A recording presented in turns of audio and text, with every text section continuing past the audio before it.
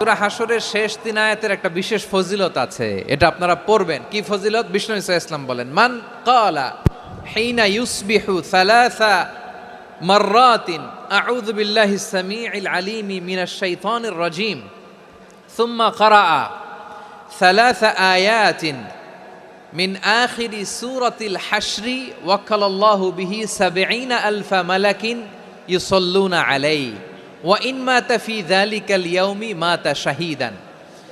বিশ্বনবী মুহাম্মদুর রাসূলুল্লাহ সাল্লাল্লাহু আলাইহি ওয়াসাল্লাম ইরশাদ করেন, যে ব্যক্তি সকালবেলা ৩ বার তেলাওয়াত করবে আউযু বিল্লাহিস সামিউল আলিম মিনাশ শাইতানির রাজীম, এরপরে সূরা হাশরের শেষ ৩টি আয়াত তেলাওয়াত করবে, রব্বুল আলামিন ওই ব্যক্তির জন্য ৭০,০০০ ফেরেশতা নিয়োগ দিবেন, যারা সারাদিন ওই লোকের জন্য মাগফিরাতের দোয়া করবে।